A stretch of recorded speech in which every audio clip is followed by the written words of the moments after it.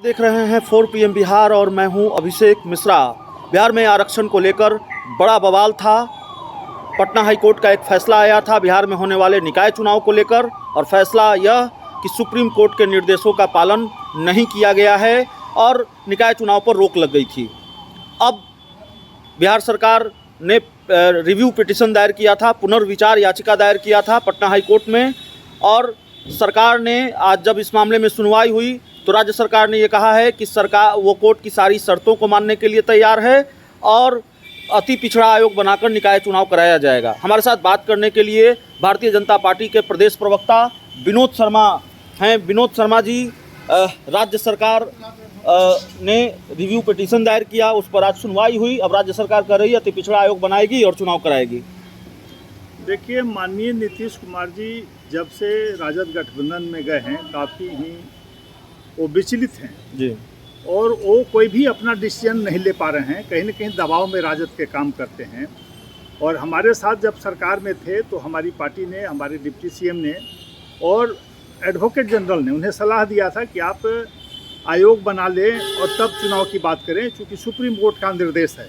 लेकिन उन्होंने उसको नहीं माना। जब पटना हाई कोर्ट ने उसको याद दिलाया, जब उस पर रोक लगाया, तो ये काफ़ी माने उटपटांग बातें करने लगे, हरकत करने लगे और भाजपा पर आरोप लगाने लगे।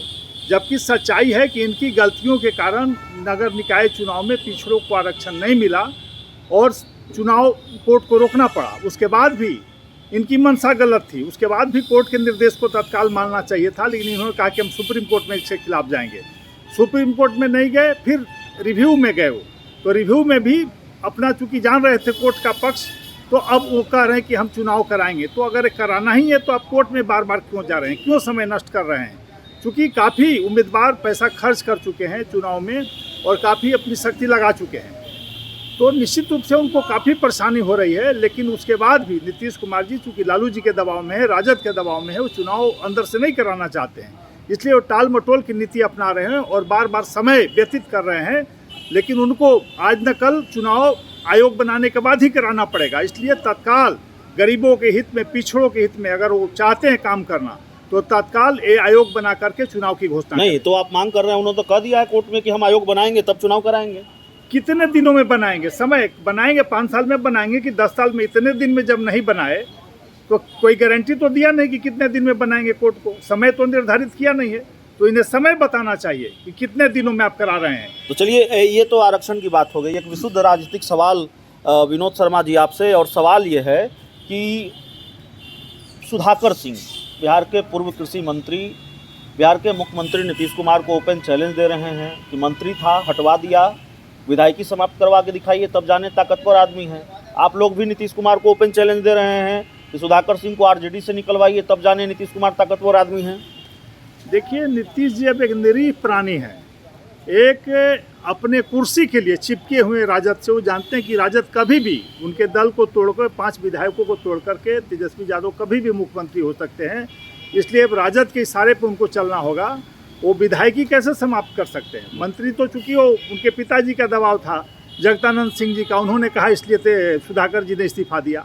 और अभी भी वो सच्चाई बयां कर रहे हैं, भ्रष्टाचार से संबंधित बातें रख रहे हैं। सरकार में जो भ्रष्टाचार अंतिम चरण तक है, मुख्यमंत्री तक का भी नाम उन्होंने लिया कि उसमें वो भी शामिल है। उसके बाद भी शर्म आनी चाहिए ऐसी सरकार को। ऐसे मुख्यमंत्री को तो इस्तीफा दे देना चाहिए। और निश्चित रूप से अगर नहीं भी देंगे तो तैयार रहें। राजद की तेजस्वी यादव के सरकार में जो भ्रष्टाचार अंतिम चरण तक है, मुख्यमंत्री तक का भी नाम उन्होंने लिया कि उसमें वो भी शामिल है। उसके बाद भी शर्म आनी चाहिए ऐसी सरकार को। ऐसे मुख्यमंत्री को तो इस्तीफा दे देना चाहिए। और निश्चित रूप से अगर नहीं भी देंगे तो तैयार रहें। राजद की तेजस्वी यादव के नेतृत्व में जल्द ही सरकार बनेगी और इनको वहाँ से हटना पड़ेगा। शराबबंदी को लेकर बहुत बात होती है बिहार में, शराबबंदी पर सवाल लगातार उठता है। शराबबंदी को लेकर भी हाई कोर्ट की एक टिप्पणी आई है। कोर्ट ने कहा है बिहार में शराबबंदी पूरी तरह से फेल है और युवा बर्बाद हो रहे हैं। देखिए, कड़वा सत्य बताया है कोर्ट ने और सारी दुनिया ये बोल रही है। सारे साक्ष्य यही बता रहे हैं कि शराब यहाँ खुलेआम बिक रहे हैं पुलिस के सहयोग से, और एक ट्रक पकड़े जाते हैं, 10 ट्रक बेचे जाते हैं। पॉलिसी के तहत पुलिस ऐसी कर रही है और बड़े बड़े एसपी से लेकर के आईजी तक इसमें शामिल हैं। जैसा कि आपने कल ही देखा कि एक फ्रॉड चीफ जस्टिस के नाम पर डीजीपी को हड़काड़ करके जब फोन पर वो ट्रांसफ़र पोस्टिंग करवा रहा था, तो पुलिस का मोरल कितना गिरा हुआ है, कितने लाचार है हमारे पुलिस, ये समझ में आता है।